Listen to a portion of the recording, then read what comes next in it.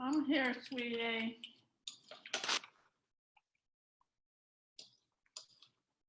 Participants.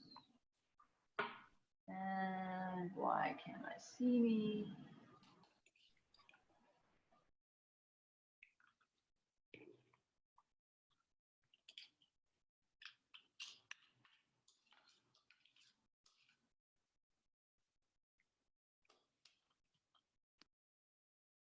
And all the videos are off, right? I'm here present.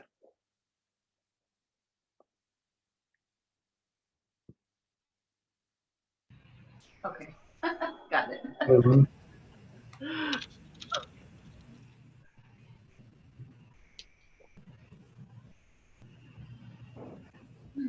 Hi, Amy. How are we looking?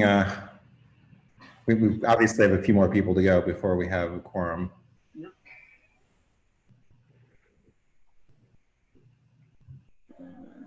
Just some of you might be seeing some not familiar faces, but we have had our new board members have been appointed, so I invited them to evening's meeting.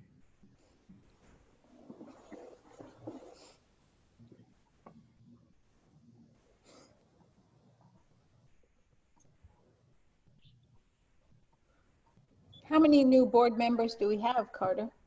We have 5 new board members.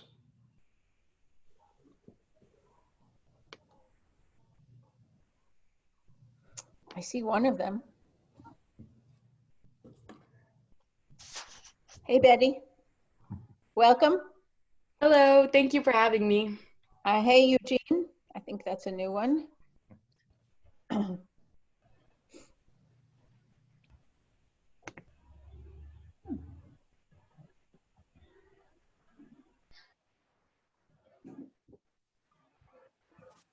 I'm just counting how many people who. Hey, John Paul. How are you? Great to see you. It's good to be seen. How are you doing? Pretty well. Hey, Amy, how are we doing? Yeah, just give me a second. I'm counting. I'm assuming it's just the people on the executive committee, so I'm counting them. Yep. Hold on. 1, 2. Oh, keeps okay. 1, 2. I think we're there. 3, 4. 1, 2, 3, 4, 5. 6. I think we have enough. 7. 1, 2, 3, 8. 4, 5. 9. 9. Katie, I think 10. I just had you join us. Is that you? 9, 10. I think we have enough. We have like 11 at enough. least. Yeah, we have 11, 12. 12. We've got 12.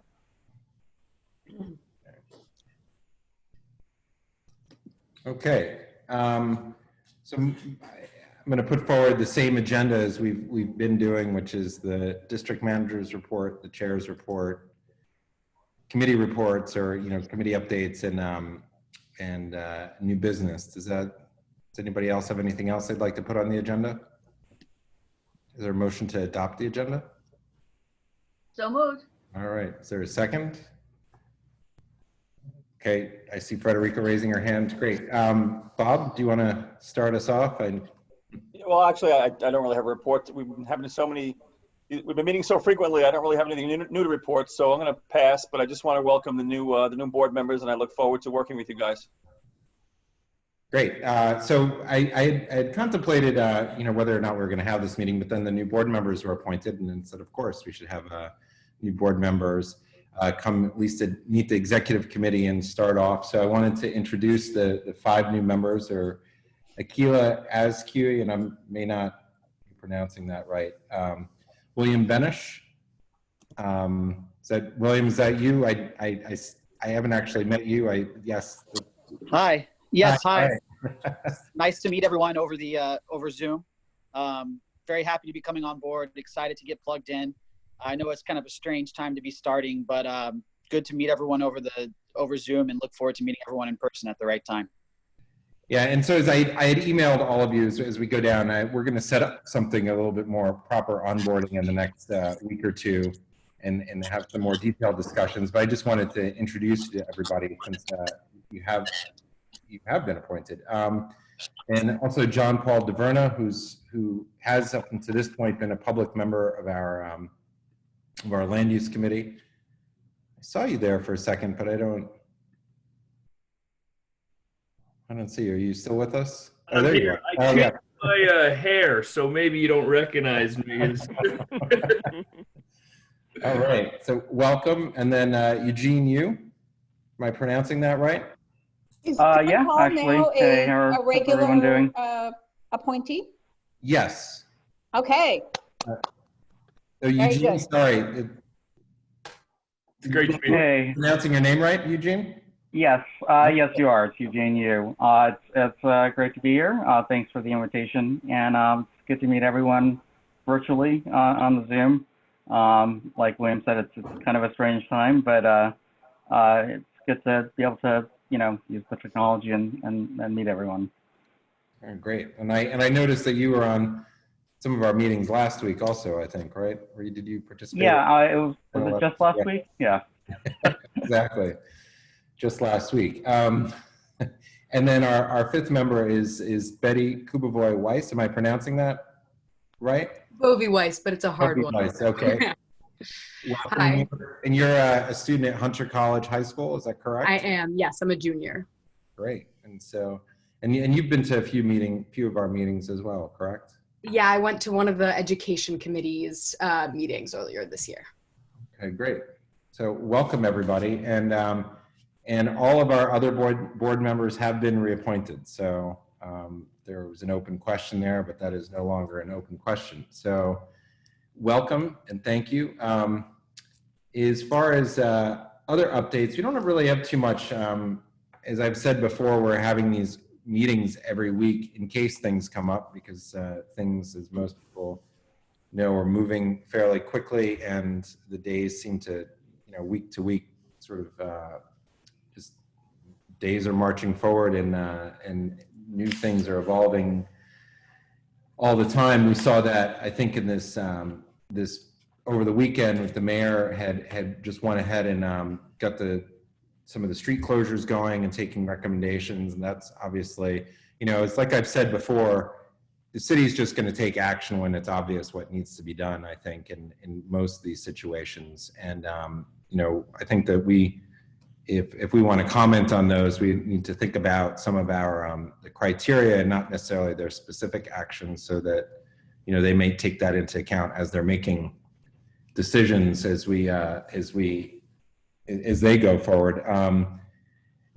From what I saw, for the most part, over the weekend, social distancing was pretty good, with a couple of exceptions, which I think, have been widely discussed, but for the most part, our streets were pretty empty. It seemed to me like the midsummer weekend, where most people were out of town, is what most of the streets looked like, with the exception of the parks, where there was a little bit more activity. But I don't know if anybody else had different experiences, but that pretty much seemed pretty slow. West 4th Street was marginal again. It's a street that has looked like a closed street from the beginning, because it doesn't go anywhere anybody wants to go. So it has never had traffic, so it draws people of its own accord. It's also a pretty street. Yeah. And so, and I did notice that the NYPD was handing out masks in Washington Square Park yesterday in the evening, around 6 o'clock, and I know that they were handing them out in Hudson River Park. I'm not sure if the masks that they were handing out, and I think that the city has a fairly significant supply of our cloth masks, which come packaged as a bundle of 5, and I think that they're washable, and that's what they were handing out in the parks, and I think throughout the city. I don't remember the number, but it's a very large number that the city has on hand that they're going to be handing out, around, I guess, to people who aren't wearing masks, or if people are interested in receiving them. I think that some parks had people were lined up for them, and other ones there just wasn't all that much demand, and the police officers were just handing them out. So that's pretty much the main touch points that I had. And I think that as far as go through just the meetings if anybody has any updates or if there are any changes to the agendas for the coming couple of weeks. I don't know, is, Bob and Donna, are you guys both on any changes or updates? Well, I don't think so. I mean, Donna, what do you think? We got any updates? No updates other than the Hyundai is laid over now until the 18th, which happened this morning. So that's the only update. And that's an application. And that's an application. And then Rich and Robin, how about you guys for the Parks and Arts and Institution meeting on Wednesday? Robin, you there? I don't know. Maybe Robin's not on. Sorry. No, she's muted. No, Oh, I was just gonna say, I this is an offline conversation. I'm still feeling like all the pieces aren't together. I don't want to show up at this meeting on Wednesday and be fumfering. So, I mean, I have a little bit of a sense. I don't know who's sending the link to them. I don't know. I'm just doing it here. Yeah, Carter will do it. We can they can join through the public link, or we can send them a private one. They can just be elevated if they join through. All right. Well, I wasn't sure about that. And an email to them, I said that it was just for the public and they were getting a special link. But I will. I'm trying to look like I'm informed before I reach out externally. Right? So you know what I mean. I'll just provide the email addresses and then the links. I just did. Yeah, I sent my group, some of my group, in one of the emails. Okay. I asked Little Island who needed to be on the. I'll double check with Jane. At the I did. I already did, Robin. You'll see there's an email asking Jane for the names, and I forwarded to Carter the names from Little Island. All right. So Carter, Bob, you guys should have everybody who should get the special link. Yep. And are you guys planning on having any resolutions? Not to my knowledge. They were all starred, which I'm not sure why we did that. I don't really think there would be. We've asked them if they need one or want one. No one is requesting one, except the Pier 45 guys wanted some support. But then Pier 45, their Hudson River Park Trust wrote to me on Friday, or called me Friday night and said they no longer want to appear with the Pier 45 new concession partner. Because one, it went through SLA last week and through the full board last week, and two, they really don't know when they're going to open, so they don't know what they're going to say. So they said they would delay to a time when they have a better sense of when they might open. Okay, and I'm just looking at the calendar. Josh, I know you're on the line. If you could update the online calendar to reflect that item number 3 on Wednesday's meeting is not. Yeah, thanks. Not going to be heard. So you'll be sending them a link that doesn't require them to upgrade in order to participate, right? This is going to be they're not going to be an attendee. They'll be an upgraded like we are, right? Participant, it's called. Yeah, participant. Yeah, but if they join by mistake, Carter tells me we can it's easy to upgrade them. It'll be apparent in the interface that I'm looking at. Okay. Yeah, just like Rich tonight joined through the public link, and I just upgraded him. And did I? I'm sorry. Well, because I'm not familiar with what the host screen looks like and what the capabilities are. So I just don't want to fumfer during the meeting. As it is, I know that they're going to be lenient about understanding that we're dealing still with this change. But as much as I can be in control of what I can be in control of ahead of time to look like I'm on it, I'd like that. So. Are they doing a PowerPoint presentation, or how are they? I think they both are. Yeah, I know they seem to understand about how to share the screen, and I certainly understand that point. It's more the host's permissions, about unmuting and muting and letting people in and upgrading and all that stuff. I've never done that. I realize it's not hard, but I just never saw it before, so I don't want to be poking around and wasting people's time. Okay. Thanks. And then we'll move on to traffic and transportation on Thursday. Shirley? Yeah, I have an update. And it looks like the game has really been changed. We received an announcement from DOT, obviously announcing the Open Streets program, but what it's now going to be based on is applications. And they have not sent applications from what I learned from Jennifer Leung, DOT contact, to any of the block associations or community organizations because they don't have a list of those. but they have sent applications to bids and other major kinds of community organizations. So I guess, so in other words, it's not a matter anymore of submitting a list. There won't be a list. It's a matter of community organizations, all sorts of community-based organizations, deciding whether they want to apply for an open street. And then there are a lot of the criteria match ours, the same ones that we put forth in our resolution. But it's more a matter of how many days, what times of day, what days of the week, not necessarily a continuous day-by-day kind of thing.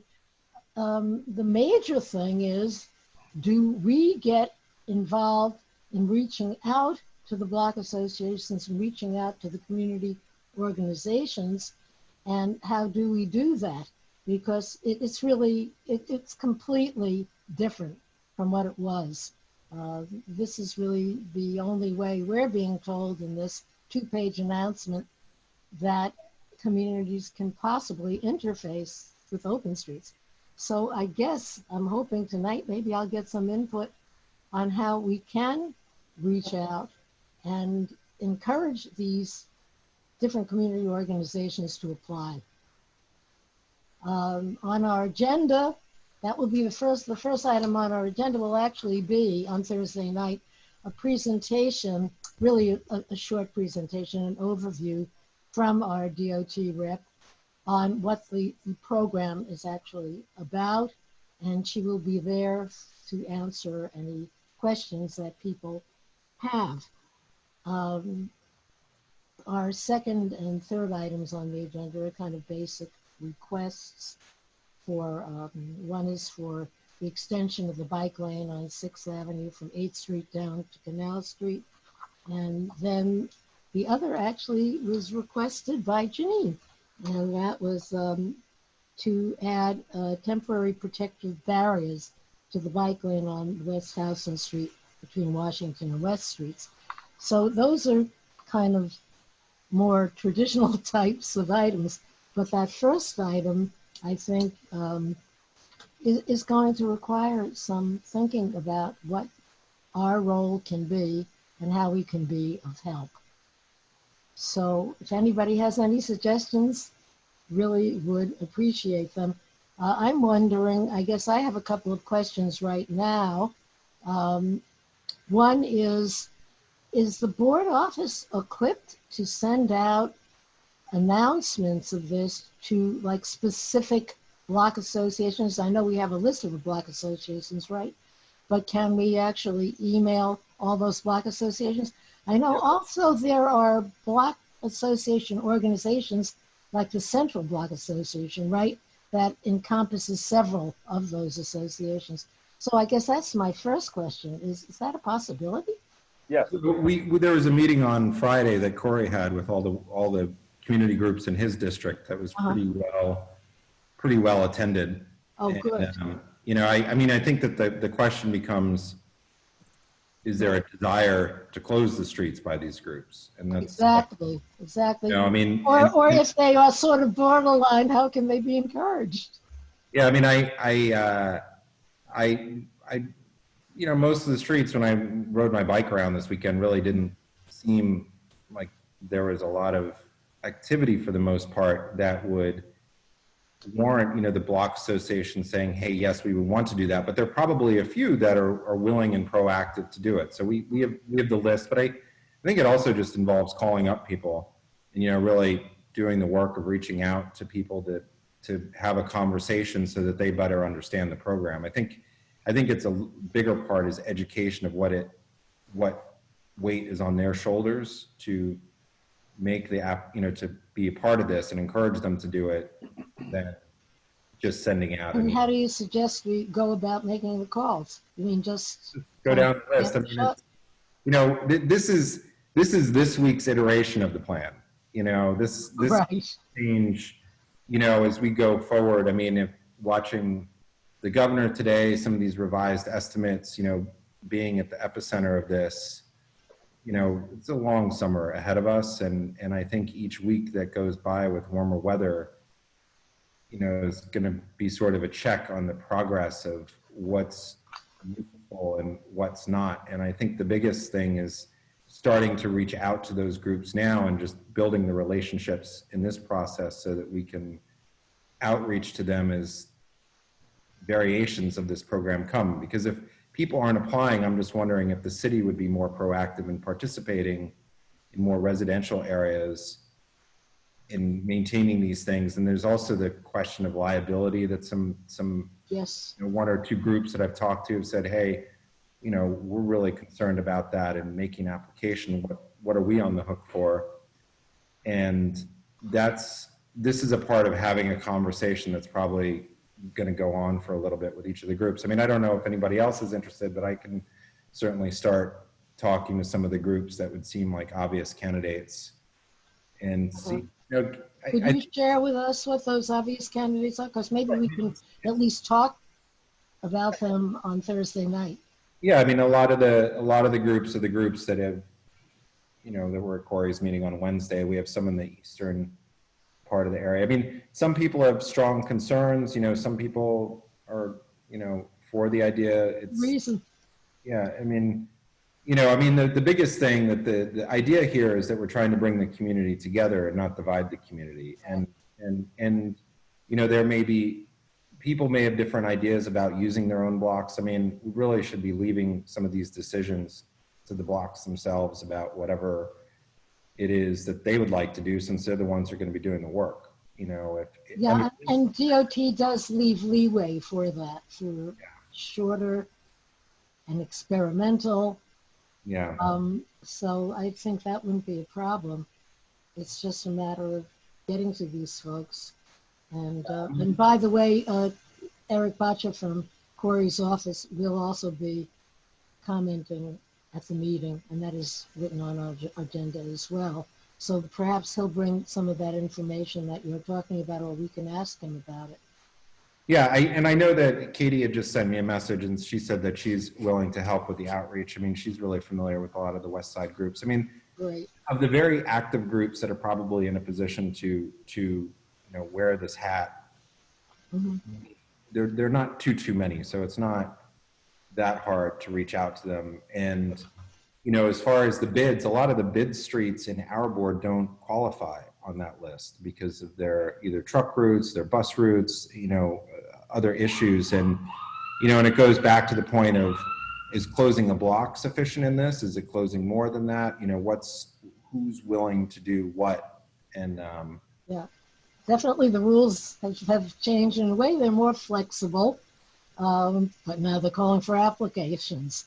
But in a sense, they're more flexible than what we had in mind, which was more of the longer span and more connected spans. And they're talking about the possibility, yes, of these very small pieces of streets. So that's interesting. yeah, I mean, So what is your feeling? Do you think we should do a mailing of the announcement? we can do a mailing. I mean, I think this conversation is just going to keep going for some time because it really requires, you know, an education to the leaders of each of the groups, and then having them bring it to their membership to see if they have the capacity and what exactly it means. I mean, you know, reading those guidelines, it's a little daunting if you don't know what that means in reality, you know, and that's hopefully what a presentation from DOT will help elaborate on. What does it mean to manage your street? And I think that hopefully, right. Yeah, hopefully, right. I mean, how often do you need to check, you know, the street closures and the cones? I mean, is it as easy as, you know, if it's closed for the weekend, somebody who's walking their dog 3 times a day can check them? I mean, is it every hour? What's the expectation? Exactly. Well, also, I think it's more if you have, say, emergency vehicles, that could be any time of day. So how does that handle? Right. Details.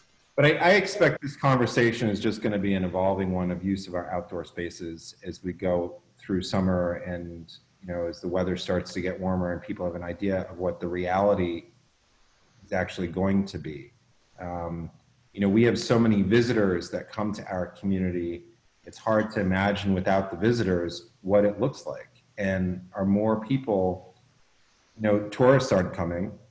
There's no offices that are open yet. And so is what we saw this weekend, is that who's here? And so is that what we're planning for? Or are we planning for a larger subset of the population that's sheltering at home and not going out, to coming out as the weather, you know, gets warmer and time extends? But what exactly is the demand? And I think that that's, at this point,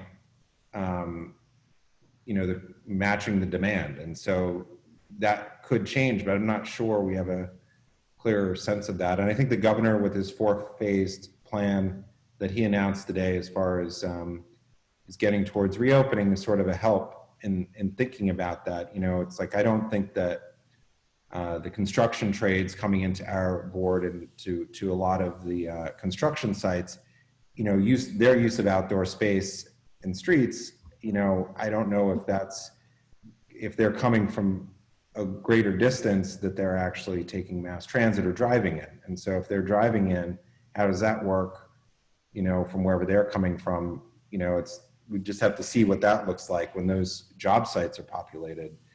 Then the next phase is, you know, some of the essential businesses being more open, and what's that going to look like? And is that going to be more people riding their bikes around? And you know, what type of volume do we anticipate? So this conversation is, you know, going to continue for, I think, for some time. But as far as Thursday, I think that Bob can send out an email to the community groups.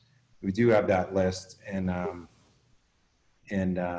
you know, we can go from there and invite them, and we can call up some of them to come and participate. A lot of them know each other, so it's really, you know, discussing amongst themselves, some of the adjoining associations, if they want to get together.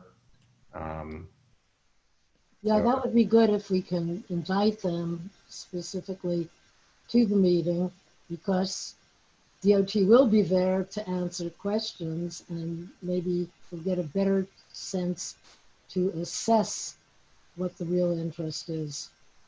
Right. So I guess for now, so Bob, do you want me to do a little cover note for you, or? Okay, I'll get it to you tomorrow, I guess. Right. And yep. We'll see what the questions are, and we'll go from there.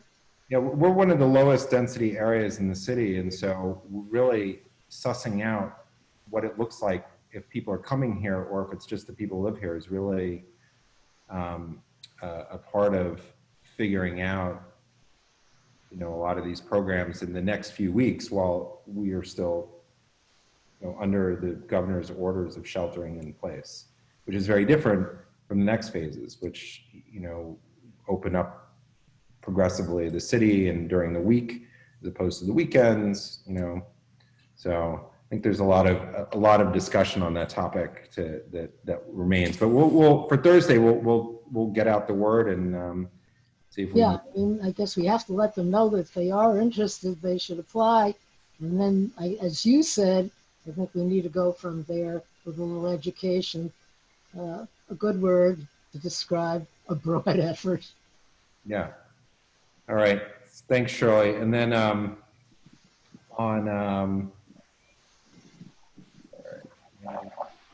here, and then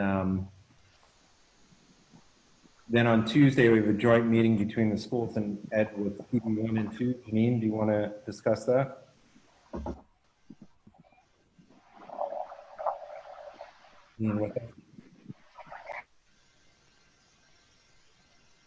Sorry, we're sorting out the logistics on that. Carter and I were just on a call with CB1, and I sent a draft agenda to their education chair. They actually had 2 agenda items, which we could which are sort of smaller ones that we could do. And we're going to combine, have one agenda, one platform, which will be our Zoom platform, and go from there. So, but the main issue is focusing on remote learning. Sorry, I'm working from a phone because our Wi-Fi is down. Remote learning for what's it going to look like, and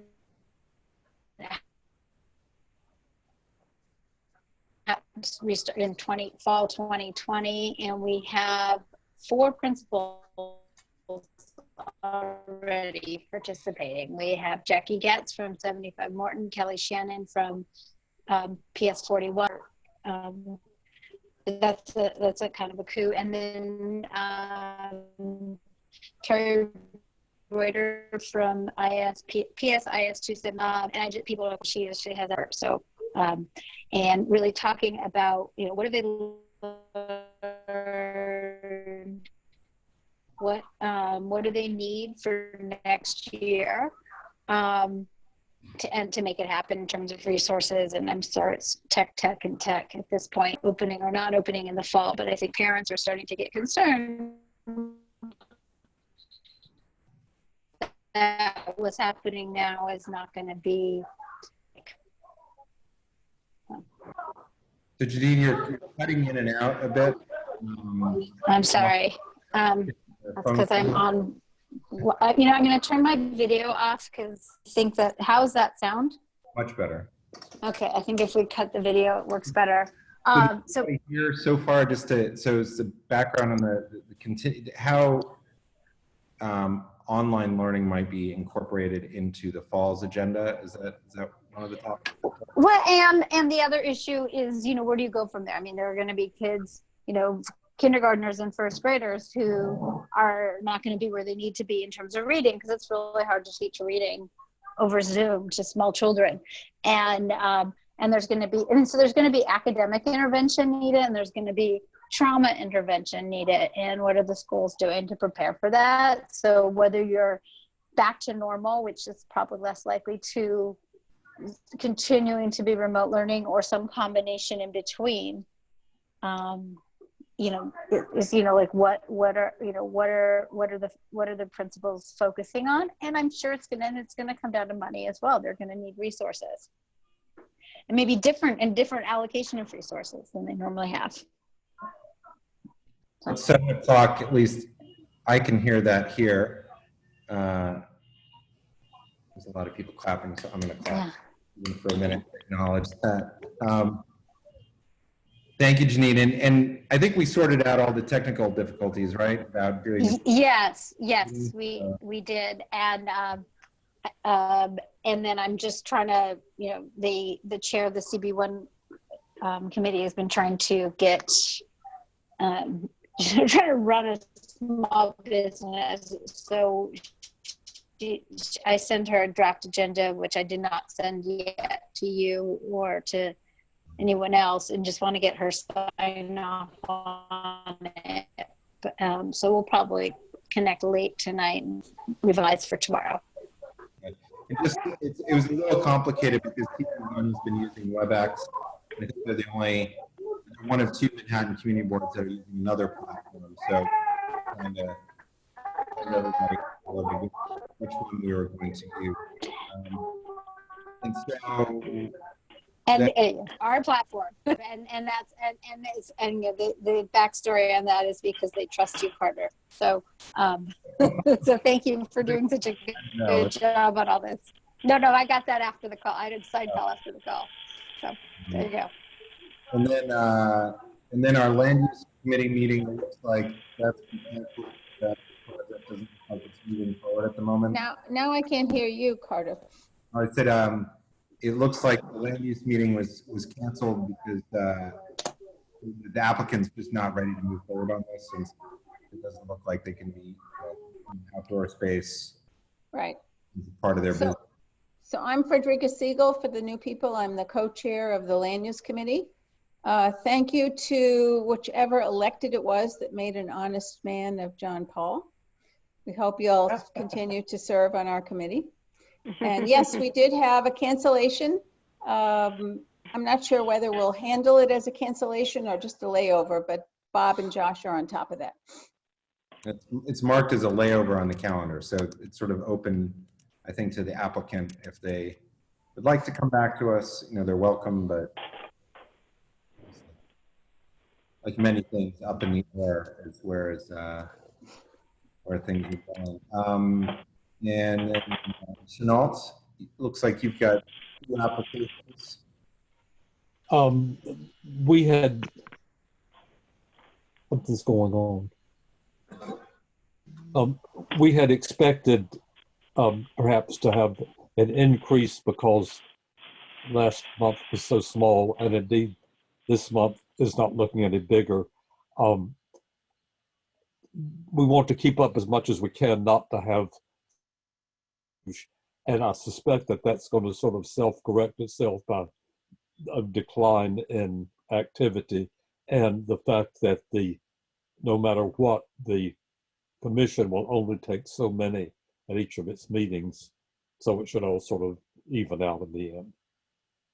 Okay, and then after your meeting, the SLA committee is having a second meeting, which we have a couple of agenda items on.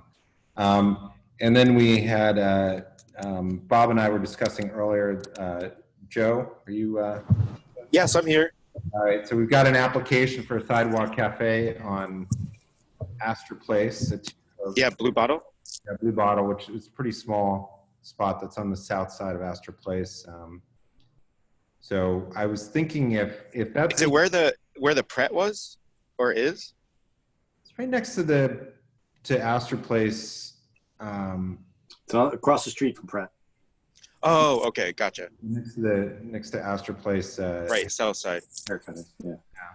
Next to it was the gym. I was talking with Bob, and you know, in the interest, we could, you know, it depends whether each week, whether doing these executive meetings is worth it. Obviously, it's a lot of meetings, you know, as these things sort of ramp up. But I was thinking that maybe you could hear the application next Monday at 6:30, and then we could just have the executive meeting afterwards to keep everybody from having too many meetings. But I don't know if yeah, that would work.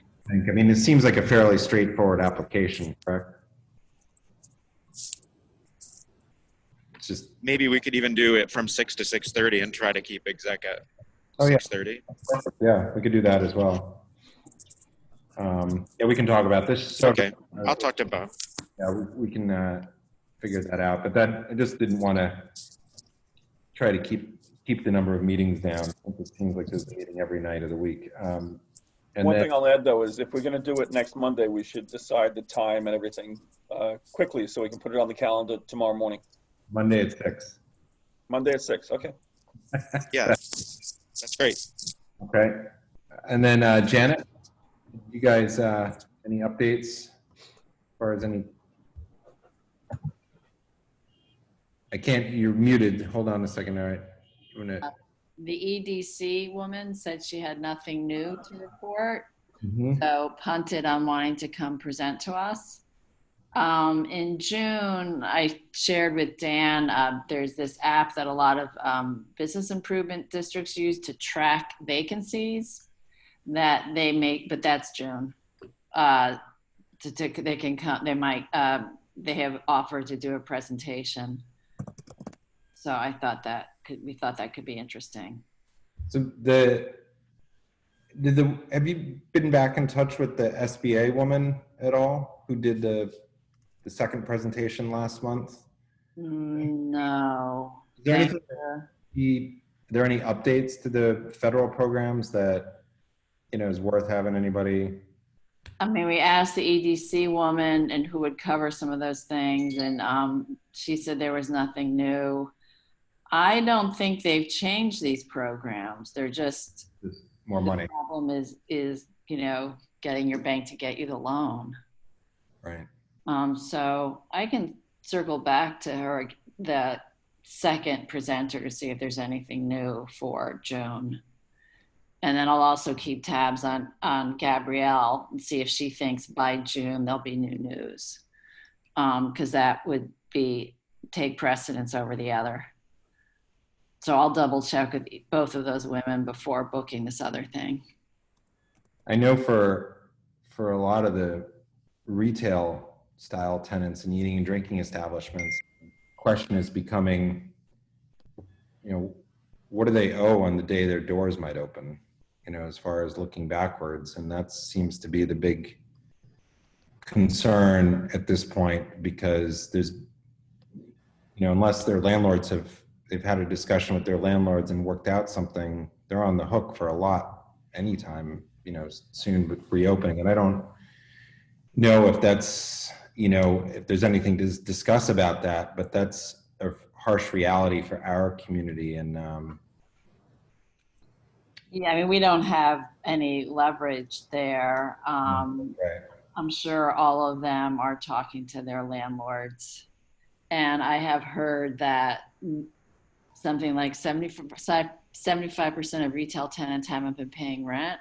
I mean, the retail tenants are not doing, a lot of them have just stopped.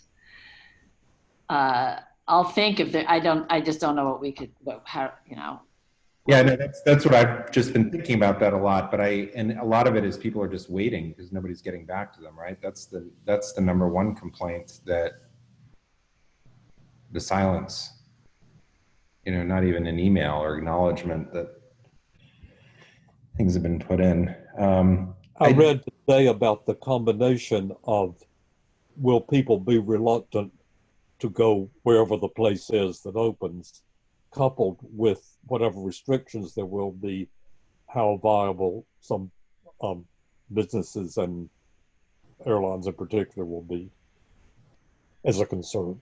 But this is when things, as they play out, start overlapping, because there is a move where some cities have repurposed their, because it's much safer outside. So there's a move to repurpose the curb space for dining so that the restaurant can at least have 4 tables or 3 or 4 tables. I mean, these are the kinds of things that will evolve. One could imagine a meeting with Shirley and small business to start talking about some of these issues. But that's not happening yet. Yeah, I mean, and the other reality is having 4 tables outside is not going to just cut it for most of our businesses. And it's not even, we're in that unique area where our rents are so much higher than so many other communities that repurposing outdoor areas is not going to give a packed house to pay the rent. No, it's just an interesting move. I mean, like Vilna, there's some European cities doing it. FICA, if anybody goes into Tribeca, actually has some tables outside, 6 feet apart. You can get a glass of wine. Yeah, so I guess in your committee is something that we can evolve very quickly if we've got some information or if there's any programs or. Yeah, so I'll check those 2 things first before moving on to this other vacancy tracking. I heard a lot of people appreciate the presentations where they can ask questions, because that's really one of the missing elements in a lot of this, is that these programs don't have enough information that's specific to their circumstances. So that's something when the city, when Eric Parker was with us, people really appreciated the Q&A there, and I think it helped people feel a little bit more connected. Not that resulted in, immediate response to them, but they felt a little more connected. So that was just, that might be more of a psychological issue as opposed to a practical issue, but I think that that's helpful right now as well. Yeah, well, I can check back with him. He was also more personable, and he gave everybody his email address. So we don't know how effective that was, but he was the most helpful, I think. So I'll check back too with that. And I think that does anybody else have anything that they want to raise as far as any issues? Robin and Rich, I know there's a lot of discussion on your committee, just, with the park stuff, and you have a limited agenda, and I can't help but expect that some of your committee members are going to raise issues with the parks and just their usage, just given some of the discussions. Do you guys want to have more of an informal, if that's something that does come up, or is that? I think we can discuss it at the end before we. Okay. We can discuss it at the at the end of the meeting, and if arts and institution people want to stay, they can. If or they can break out, into a separate. That's something we should think about, Robin. If we want to have a separate business Yeah, have they been having business sessions on Yeah, Zoom? but just in one meeting, just continued and people left if they wanted to leave. In ours, if we wanted to do two separate ones, we can talk about it offline. Yeah. I don't know if it would be absolutely necessary since we have any resolutions, but. No. So, yeah, I thought somebody brought up, I was in Washington Square Park and it was, there were a lot of skateboarders or something. We could talk about that after the Little Island and the Days End. I have a question about construction. About construction. What is it permitted and what is not permitted? Oh, that's a good question. It's coming back on, yeah. Right. It's on the DOB website. They have a map.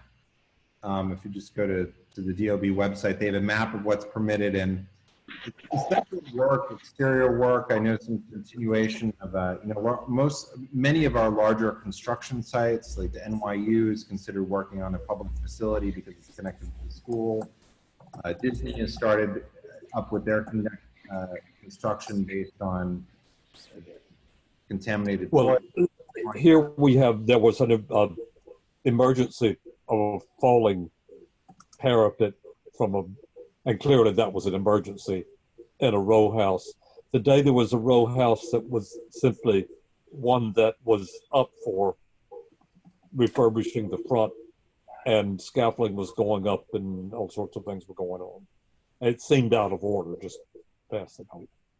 Yeah, I mean, I have noticed starting last week that there are job sites that are, people are starting to trickle in. There's not as large numbers of people. And I think that solo construction is maybe allowed if you just have one person working. Oh, this was a crowd.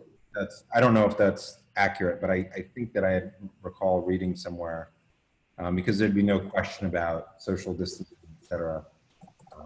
But the other question is, where can one send a neighbor for definitive information about gig work? For definitive information? Yeah, or the best that anybody knows. As far as what? Losing wages, specifically.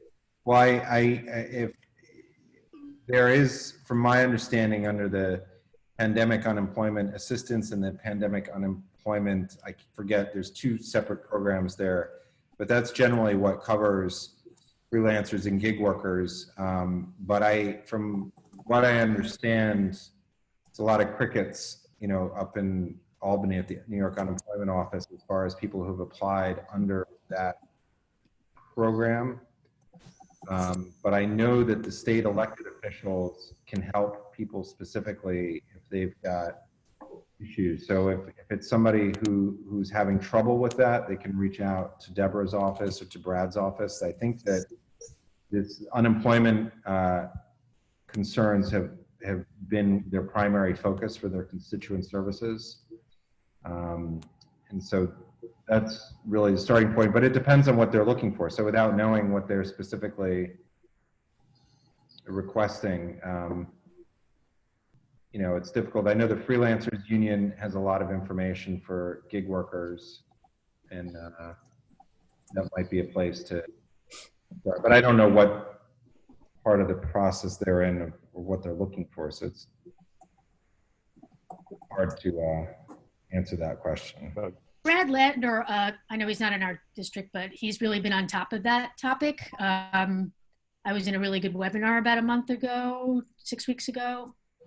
So I imagine he's still keeping his eye on that. If you want to get on his email list or call one of his people.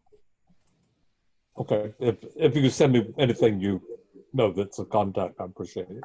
And Brad had mentioned during our full board meeting last week that one of his, I can't remember who it was, one of his previous staffers is now working over at the Department of Labor, I believe. So they've been able to help resolve some of these issues at the state level with that. So, and then Dan, I saw that you had your hand up. Yeah, one. I'm not sure if this is really in the arena of what you were talking about, but one interesting role is this idea of the tracer. The city's hiring thousands of people to do tracing. Have we talked about this on any call? No, not yet, Rich. Yeah, we saw that today. Yeah, this is the idea that people would be given a list of those who had tested positive, and they would try to interview them to find out where they were, who they had interacted with, trying to put together a database or some sort of understanding of how that passed along and where there might be hotspots in the city. I understand there are a few layers of, there's like a manager role and then a senior role and then a staff role, but they seem to be trying to ramp up with a lot of hires really quickly. That was the Bloomberg program, right? I suppose, yeah, and Hopkins, yeah, through Hopkins. They're doing it in every Is this city. presumably from home? Is this from home, presumably? Yeah, I didn't think that, but I read the job description, and it is, yeah. At least the two of the categories, yeah, they're from home. I just put up the link in the chat Yeah. for people to see. Thanks. Sounds interesting. Hey, Carter, I just wanted to mention that we had an advisory council executive meeting today, and CB1, 2, hopefully 2 and 4 will join forces in recommending alleviating the park crowding on Hudson River Park by, this is something the trust actually wrote to the governor, to take a lane on 9A and dedicate it to cycling. So that's going to be, Jeffrey's writing that resolution in the next couple of days, and then we're going to have an advisory council meeting in a week or so, and hopefully it'll get ratified. And it's something that we may want to in traffic and transportation or parks and waterfront also adopt. Well, I think, yeah, I mean, we could also just discuss it now and vote on it from the executive committee. Right. So ultimately, I don't know, everyone saw the park this weekend, lots of folks running without masks, a lot of police presence. It's not illegal to be in the park without a mask. What we're trying to do is we know that people are going to go there and they're going to want to exercise, but maybe we can create another avenue and make cyclists leave the bikeway and put them on the western edge of West Street. That will help out. Hudson River Park Trust doesn't have any way of citing tickets. They do hire PEP, these park enforcement police, but they too can't really enforce. And the NYPD, even though they were there, and there was even a helicopter presence. I mean, there's some crazy pictures of what was going on Saturday and Sunday. Yeah, but I think that it's important that if we were able to create this thoroughfare from 60th Street down to Battery Park, it really could help the madness that we see on the bikeway. Yeah, and do you know, did they talk about, would they put up concrete dividers, or how would they do that? I think it'd be temporary for now. I think it'd be purely cones. Right. But because PEP is employed, you actually, what Shirley was saying, it's going to be so hard to get neighborhoods to put up the barricades and take them down. But because you have a paid monitor service already, from what I understand, the cones could be placed by PEP. That has to be worked out, but of course it needs state approval because it's a state thoroughfare. Right. And did anybody bring up the fact that they've already reserved West Street for repaving activity? No. That's I did not hear that. I did not know that. It's been on the city advisories, the weekend advisories for road work, that they're going to have 2 lanes in each direction closed off from 59th to Battery, Park for the duration of this for road repairs or road resurfacing. So that's why I had raised that at the traffic and transportation meeting, that's sort of a strange to say, oh, we're blocking this off for the duration of this. But I was just, somebody had mentioned to me, can there even be 2 separate bike areas, one for the people who need to ride 45 miles an hour and, one for the regular people? Somebody else brought up to me. That's well, that's really what the West Street would be for. It'd be for the fast-moving electric bikes and the fast-moving vehicles, right? Not the 5-mile-an-hour city bikes. Do you want to, you could introduce that now and we could discuss it and vote on it for the executive committee, and then you have that position. Well, I don't know if it's going to be that fast track, Carter. Okay. Why don't I get the resolution that will get approved in the next 48 hours, 72 hours that Jeffrey's writing and I'm co-writing with Bob Townley. And then why don't I introduce that to you so that if we have an executive committee meeting next week, we can just jump on board that. I think that way we're all aligned. Yeah, well, that's good. And same, I see John DeVerna, you have your hand up? Yes, hi. No, I was just wondering, and maybe this speaks to what Daniel Miller was talking about. Is that the intention, to have the city progress with construction projects, repaves and the like, while traffic is lower? I haven't heard that.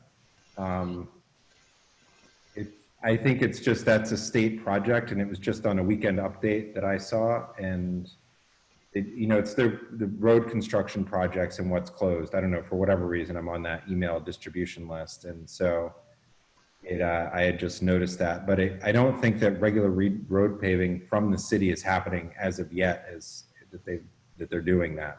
I think it's mostly emergency road repairs, but West Street happened to be mentioned, I had noticed, so.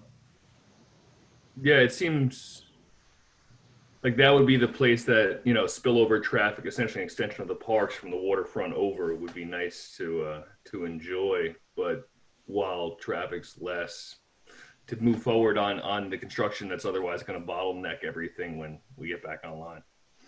It's just more of a curiosity. Thank you. Yeah, and Shirley. Yeah, I just wanted to follow up by saying that actually there were several requests that we received for exactly the same thing, that bike lane extended from the curb on West Street. So I think there will be a lot of support for it as we go along with it. Yeah, well, I think the parks requesting it is really, the telling sign. I think that some of the coverage this weekend maybe didn't reflect so well on the park, and the concerns that people have with enforcement, and that nobody was in the response of some of the police officers and the PEP officers. Well, we don't know if they're in the same households or not, so we don't know. We can't disperse them, and so just alleviating that energy, or the space, I think it's great. I suggested, I think, makes sense. Yeah. Okay, and Bob Ely, I saw that you had your hand up, but you no longer have your hand up. I withdrew my my hand for another day. I'll do it next week. Okay, Robin. Yeah, I don't know if this was just a one-time thing. So as I've mentioned on this call before, I've been doing a lot more cycling, and that's how I get around now. I elected not to take the Greenway uptown on the weekend to avoid the crowd. So I decided to take what was a great continuous bike path. Carter, you probably know this, from Hudson up 8th Avenue all the way up to Columbus Circle, so it was great. In our area, though, because some of the businesses are open and it's warm out, and I guess they're a combination of selling food and perhaps takeaway cocktails, and people are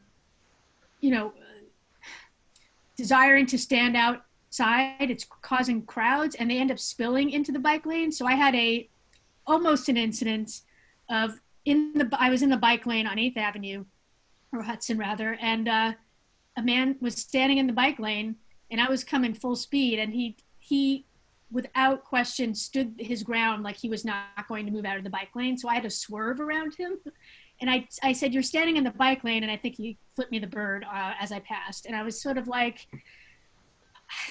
I'm not sure what the answer is there, because I get it that there's not a lot of space for people and everybody wants to get out. But at the same time, the bike lanes are now being used by more people, and they should be, it's unsafe for pedestrians or just people to be standing there or walking in them. So I don't know how that can be addressed. But in any case, whoever's cycling in a bike lane, look out for pedestrians, because they seem to just want to stand there. They don't necessarily want to move out of your way. So that was my experience. And I thought I was gonna have an easier time riding in the city than in the park, but those have challenges too, as I discovered. So FYI. Okay, yes, it's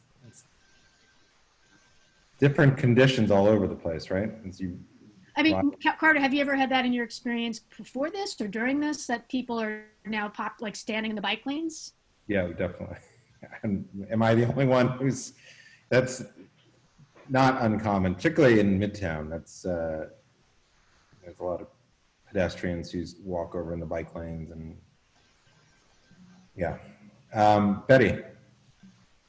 Yeah, I'm not totally sure if there's like anything that can be done about this, but is there any concern about the kind of like unequal treatment on the part of the NYPD between different demographics in terms of social distancing, and how like the, I saw a lot of pictures on social media and just like kind of circulating through news outlets about the, and I think like, as we've been discussing, it was true that there wasn't a lot of social distancing happening on the Hudson River in the park, but that, for example, there was a lot of kind of like backlash against Mayor de Blasio in terms of the treatment of Hasidic Jews in Central Park. And I know in a lot of Black communities, there's been a lot more violence against people that weren't respecting social distancing. Is there any response that can be taken? I'm not totally sure how that would happen, but is that like That's a great question. Yeah, we generally focus on what's happening within our community board, within our borders, because that's generally our purview. But obviously the incident that happened in the East Village was, you know, I'm not sure what the full story was there, but the you know, what we saw from the different video cameras that was released was quite shocking, you know, and the way that escalated. But as far as, you know, if those are incidents that are happening within our community, it's certainly something within our purview that we would address. I mean, that's, you know, without question, but we generally don't stray outside because we've got the issues that we focus on here within our board. But, you know, it's certainly not, you know, this is going to be an ongoing issue all summer. And I think that the enforcement has just started that discussion. So we'll have to see how that translates into our community, you know, as this moves forward. And I think, you know, there were some articles as far as Pier 45 over at the end of Christopher Street and the crowding there. And I think that we're, you know, they're probably going to start writing tickets, you know, and also for, I was speaking with another board member as far as bicyclists, they're also going to, you know, probably start ticketing bicyclists. From my understanding, they've already started doing that in some areas of the city for sort of reckless bike riding. And, you know, so there's always a question when those issues arise about how enforcement is being done, and who is targeted. You know, if it's just somebody riding along that everybody else was doing it. You know, for example, at Pier 40 on the Hudson River Park, they write tickets for people running that red light that's there at the end of Houston Street at certain points in the summer, and people just say, well, everybody's doing it, do it all the time. Why is this one moment in time you're enforcing the rules and not the other time? So it's going to be a long conversation, I think, as we move forward as to how the city responds. And it goes back to what I was saying, I think before, is that we need to come together and decide what our rules are, you know, as far as how our community is going to tolerate how people behave around each other. And that's going to be very difficult. You know, in the news, it's very interesting with the face mask coverings. I think some states have rescinded their orders. And, you know, at the same time, you know, I just saw in Morton Williams, somebody was in there not wearing a face covering, and the sign on the door says, for, you know, to respect our workers, can you wear a face mask? And it's kind of disrespectful not to wear one, but yet the governor is ordering, and the mayor is saying that people should be wearing them. I mean,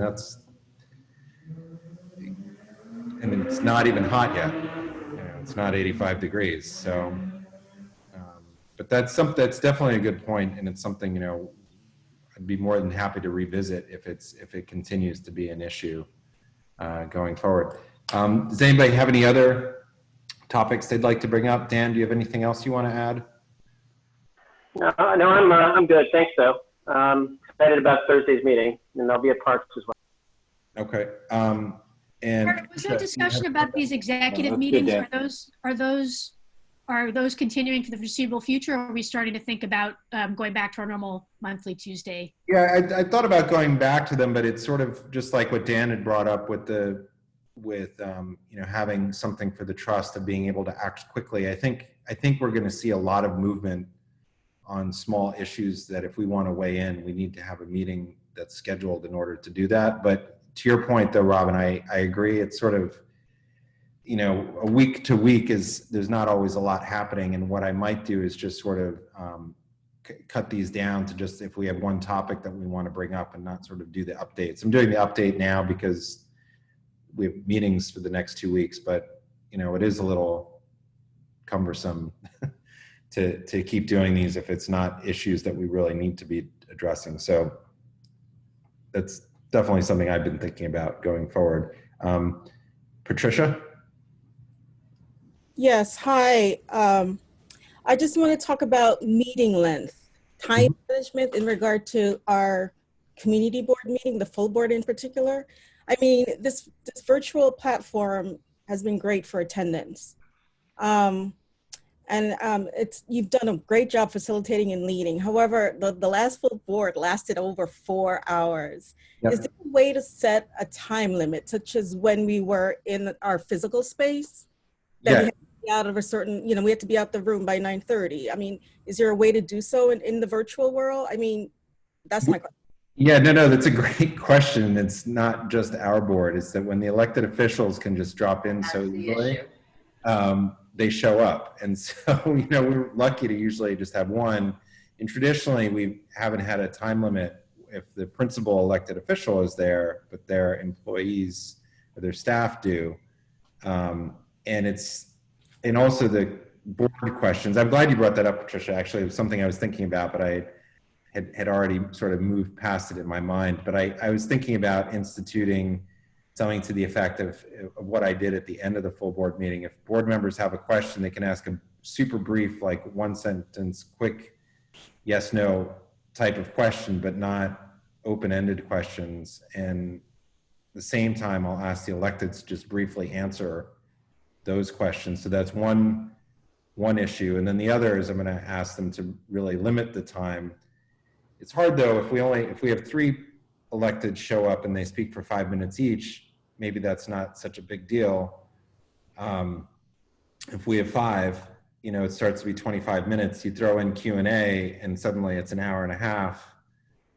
And that's basically what happened last week is right. The questions get the conversation going. And, you know, at the same time, we're fortunate to have our electeds in front of us to ask questions. So I'm not disagreeing with you. I'm just It was a long meeting, Carter. Yeah. No, right. And so I think that the speed round questions is definitely no more open-ended questions. If you have a specific question, that's going to be number one. And that's really where I saw the length of time was in the elected officials report. I think we hit the 2-hour mark and we only had 2 public speakers and they didn't even get to speak until those 2 hours were up. And so it's something I think I'll reach out to the elected officials' offices and they all understand. Can I make one suggestion? Yes. Like if we have a hot topic item, you always give everyone 2 minutes. Perhaps we'll just cut it down to 1 minute for them. And I think Daniel had said that if you're not adding anything new, just keep it brief and keep it moving. You mean for the public members? For the public session. Oh. Like, I'm not sure about what you would want to do with the electeds. I mean, maybe you give them 3 minutes to speak. I mean, we only had 2 public speakers. The first one, I think, spoke, and then the electeds started showing up. Okay. So, all right. I hear you. I don't disagree. I would love to hear if anybody else has ideas or. Yeah, Amy, I see you've got your hand up. I was telling a friend of mine who's a state senator about this, and I was like, I couldn't believe it. She said that it happens to her and other electeds all the time. You can give them a time limit. Oh, sure. Yes. Susan can hold up her 2-minute thing, and then they're done. And then we could keep questions to no more than 2 minutes. I mean, so no one can ask a very long question. Sometimes we all, myself included, it's a long preamble before you get to the question. Yeah, Right? I was also, one of the things that we did not do last week, but I was thinking of, is that as each elected official comes on, or their person comes on, that we share in the chat a link to their reports.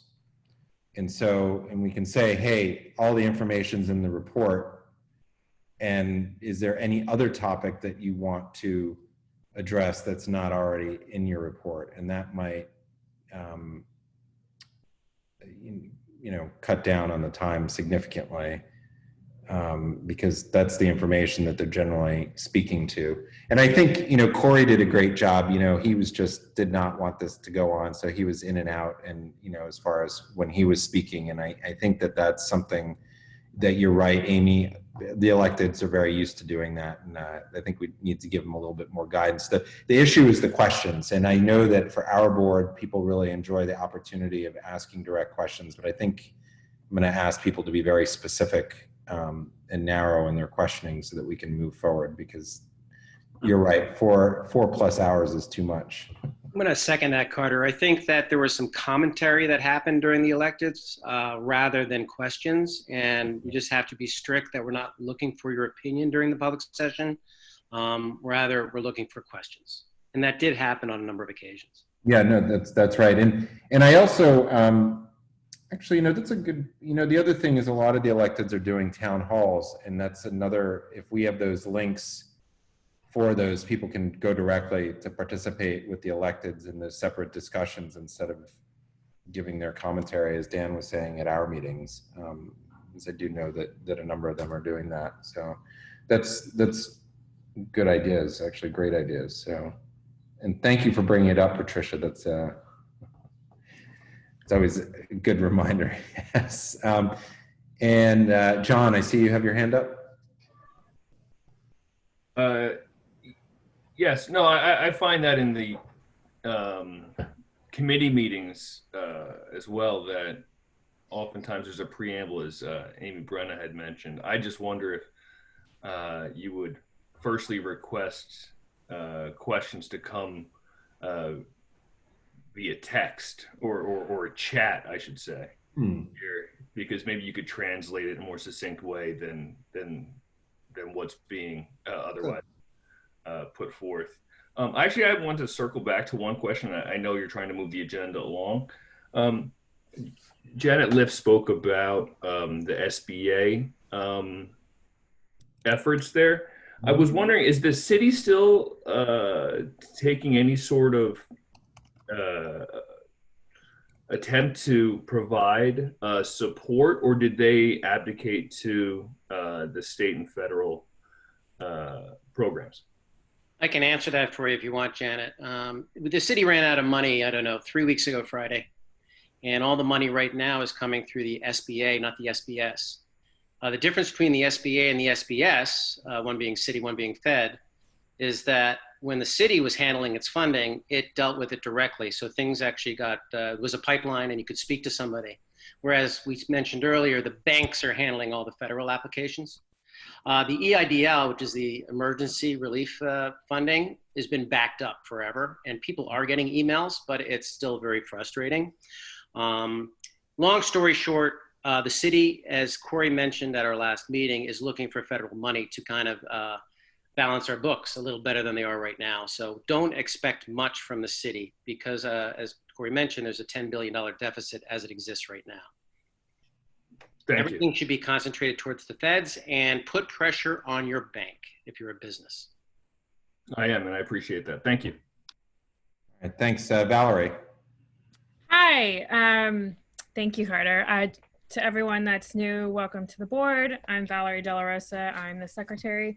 It's kind of meta that I'm about to say this because I'm taking up more airtime, which is what Patricia and Carter and we're all talking about, how to reduce our time. So it'll be very quick, but I think besides just also putting the time limit on the electeds, that it's important for the onus to be on each of us to be succinct, concise, and efficient in the airtime that we use, and asking those questions to the electeds, because we also are at an advantage. Members of the public can't ask them directly the same question. So we should be respectful of that and the type of question that we ask, that hopefully it's not so super specific to ours, but that it also is a broad question that other people in the community can benefit from hearing that direct answer. Thank you. Thanks, Valerie. And that's a good point.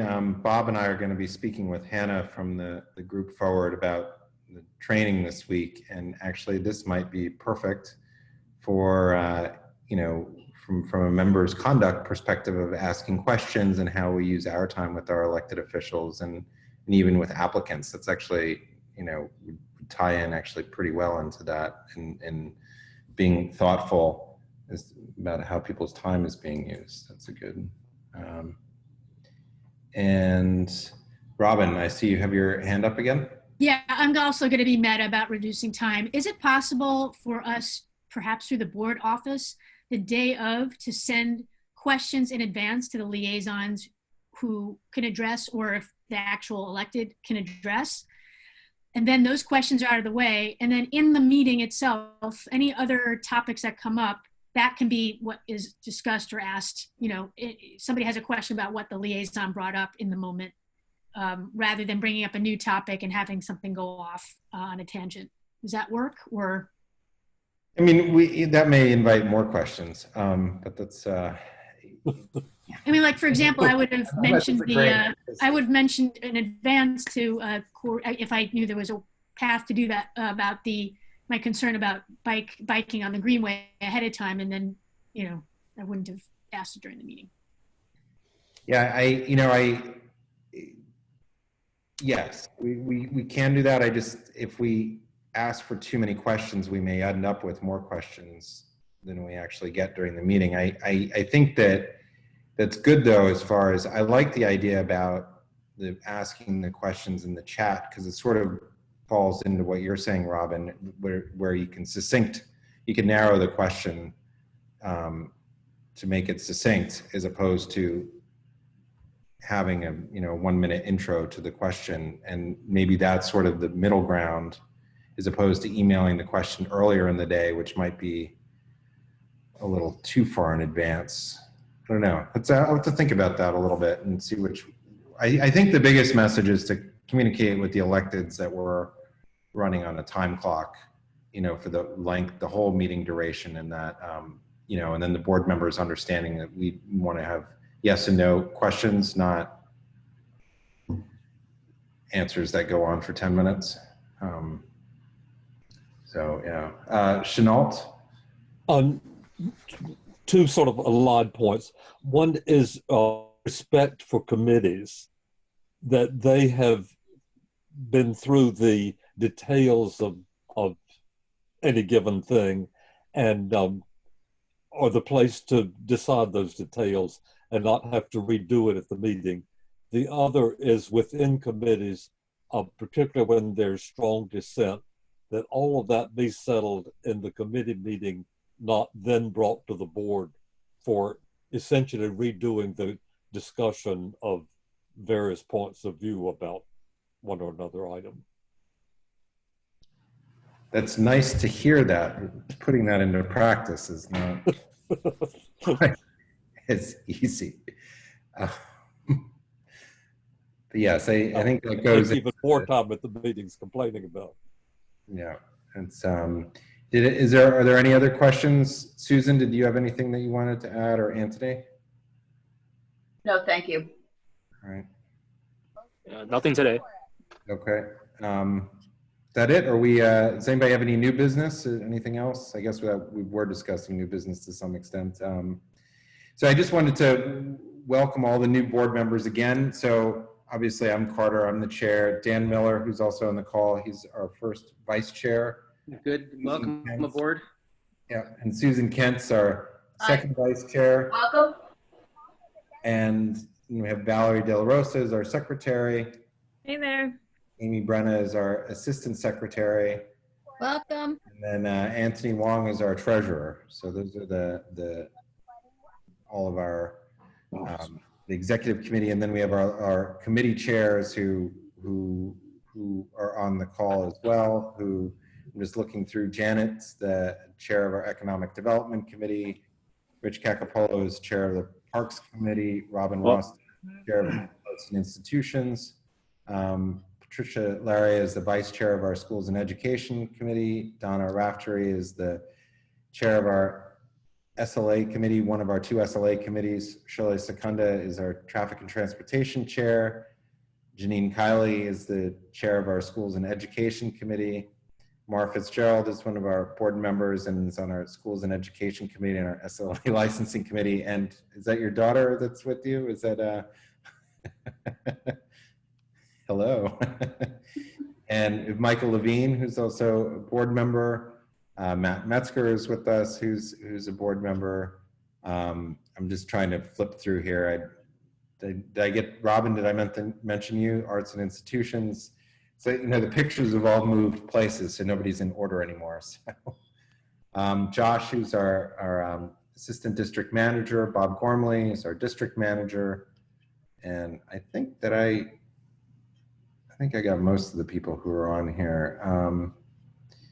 And then we have 2 of our intrepid community members who are also in attendance as attendees, which Darlene Lutz and Pete Davies. So that's I think I covered everybody. I don't know who's called in.